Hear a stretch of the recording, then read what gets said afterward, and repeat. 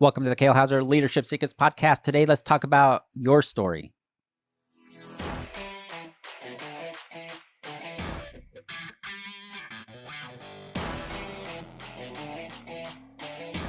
Hello, amazing people, and welcome to the Kale Houser Leadership Secrets podcast. My name is Kale Houser. I am the CEO and co-founder of Kale Houser Leadership, along with my amazing wife, Liz Houser, COO and co-founder. Our mission is to impact small businesses by giving their leaders the tools, the mindset, and the what's the word I'm looking for? Totally just drew a blank, but we want to make you a better leader. And part of me doing this podcast every day, Monday through Friday, is to help you put the tools and the information in your hands in order to make the changes that you know you need to make in order to have the future and the success you know you want. There are all kinds of aspects that go into this. Today, we want to talk about your story. We all have a story. I have a story. My wife has a story. The neighbor across the street has a story. You definitely have a story. What is your story? How do you use your story in your business? How do you use your story as part of how you lead? Have you even thought about this?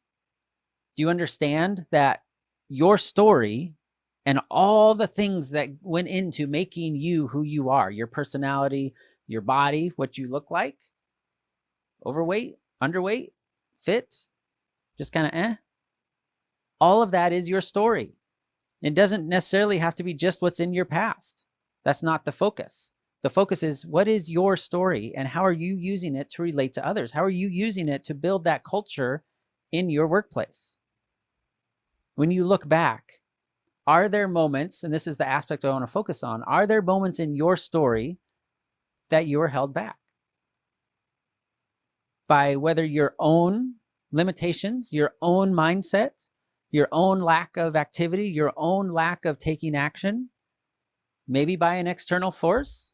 Maybe there was an external setback, a business partner screwed you over, employees quit, father figure walked out, a death in the family. There are all kinds of things and events that make up your story. And how we handle those, how we learn from them, how we assimilate them into who we are today is what makes us who we are today.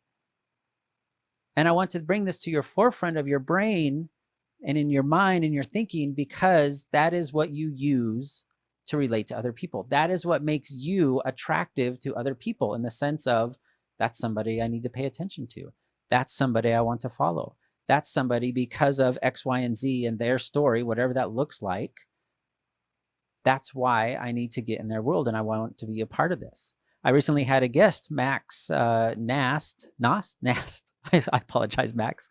And he talks about his story of recovery, addiction, heartbreak, and all the events and things that had to happen in order for him to get to where he is today and who he is today, and why people now want to be a part of his world because of his story.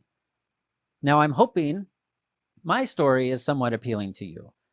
I went through some horrendous things in the military, not in the sense of abuse or nothing like that.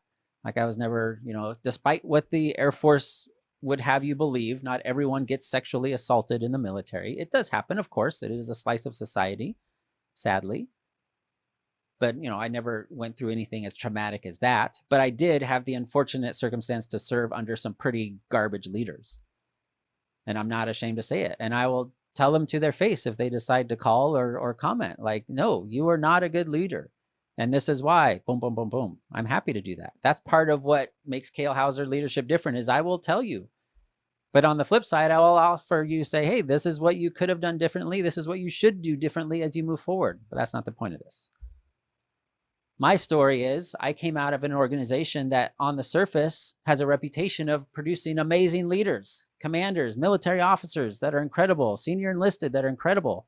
And they do exist, but they are by far and away the exception rather than the rule. And that's what I found throughout my career. And as I continued my career and I gained rank myself and I was put in various authority positions to actually have command at one point, I decided to do something differently. I decided to not follow the example, the selfishness, the self-serving, the only worried about my own promotions and my own paperwork. And I decided to focus on the people that the government had given under my care. How can I help them? How can I promote them? How can I ensure they get the rewards and awards that they are due for the sacrifices they are making? What tools are they missing to be successful? Not only in their careers, but just in life. When they came to me with a personal problem, I wasn't like, hey, I'm just your combat commander. I only deal with this airframe. I don't care what's going on in your personal life. I'm like, no. My story is coming out of that and seeing it done wrong on so many different ways. Now, I certainly had a few examples of people that I'm like, that's the one. That's who I want to emulate. That's who I want to be my mentor. That's who I should be learning from on how this whole leadership thing is, let alone command and being in charge and being a supervisor and manager.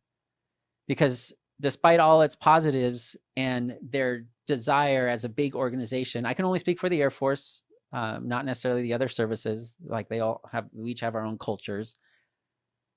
But I went through formal leadership schools. I went through, no kidding, formal military leadership schools where the title of the school had leadership in it. The name on the building had leadership in it. But I can sit here with no shame and no ill will or trying to subvert you or bend the truth. I did not learn a single aspect of leadership from any of those schools, not one iota.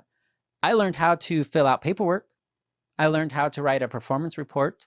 I learned how to write a discipline report. I learned how to do schedules.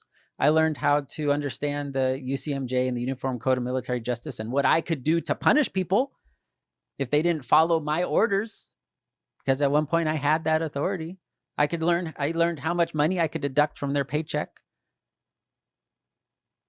But not once, not one time in all those schools, from any of the instructors of those schools, did we talk about culture?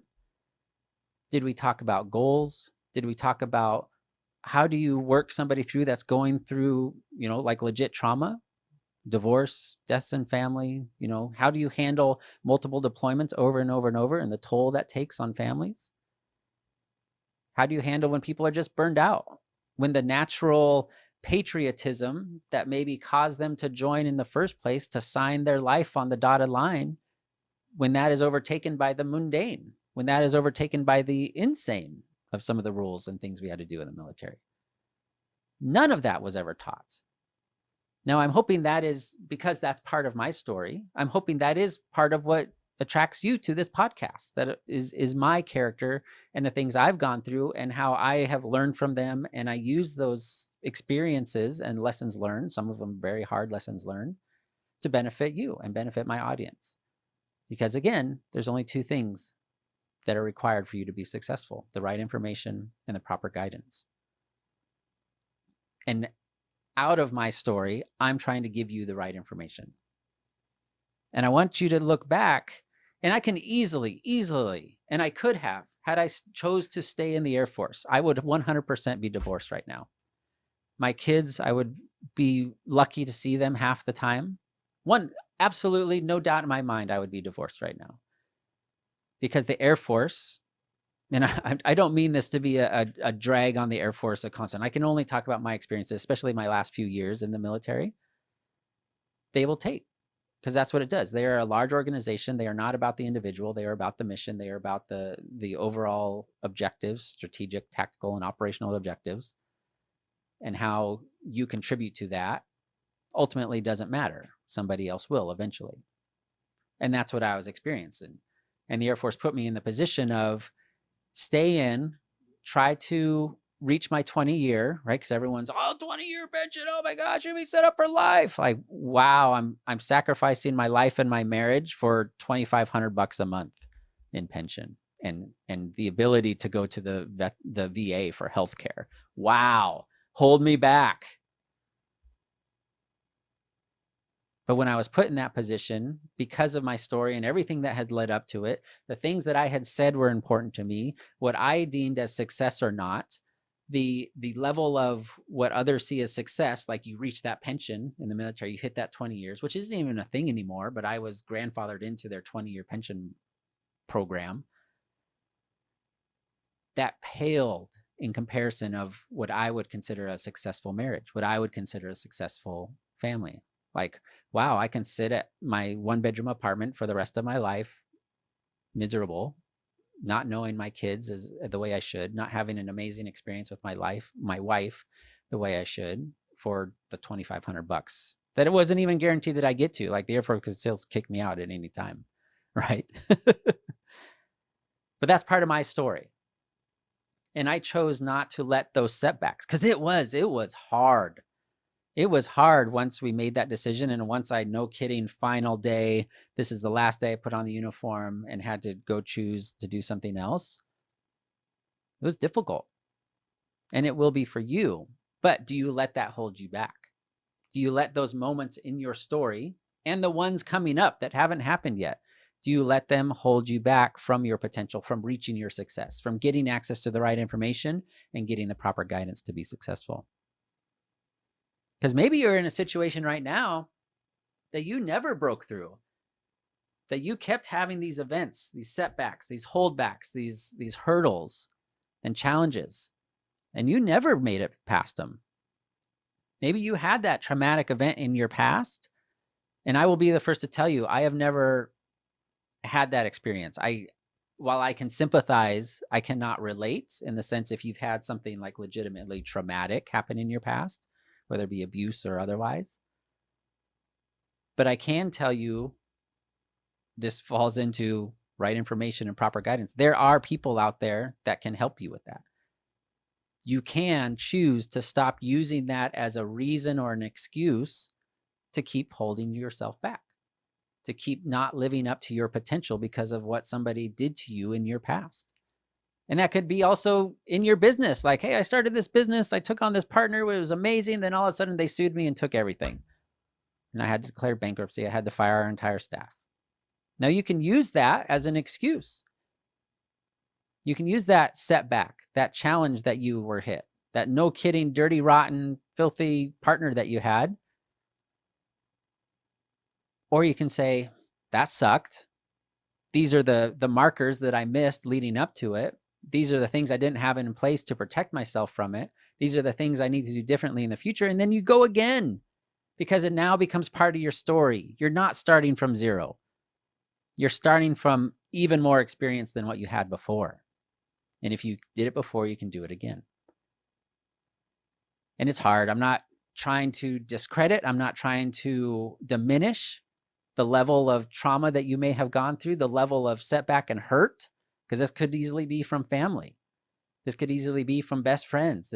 I actually just listened to a podcast from Russell Brunson this morning, and he talks about, like, I've had people, Russell Brunson, if you're not familiar, ClickFunnels founder. He does an event every year, Funnel Hacking Live. I've talked about it previously in my podcast, but, he mentioned in his podcast about, like, I've had people on my stage, we've set them up for success. Like, they did all these things. They sent me this awesome testimonial, like, hey, without Russell's program, I would have never reached my success, wherever that was for their company.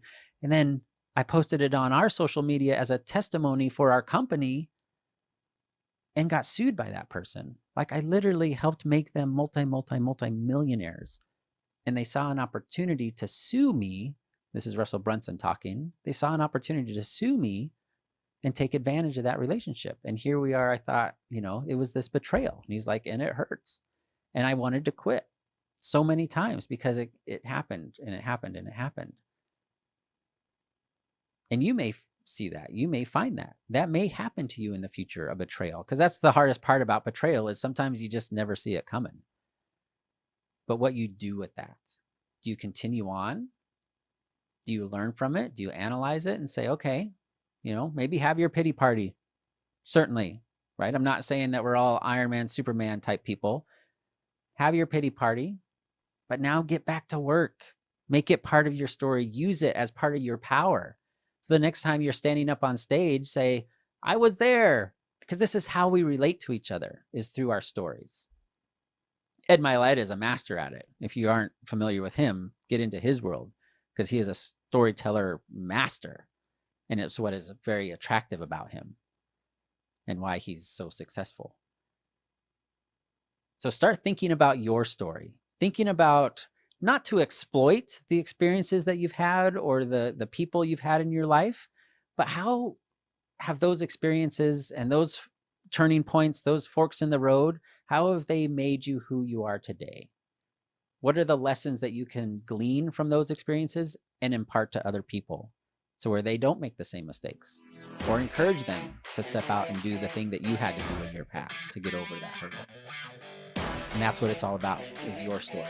I hope you found this appreciative and beneficial. If you have not had that big breakthrough, please reach out. Shoot me a DM. I would love to talk to you, because we all have that opportunity to keep moving forward. And if I can help you do that with the proper guidance, man, I would love to do so. Invest in yourself, invest in your future, invest in your teams, and we can work together to make your 2023 amazing, if you're listening to this in 2023. All right, everybody, have a fantastic afternoon, no matter where you're at in the world. Bye.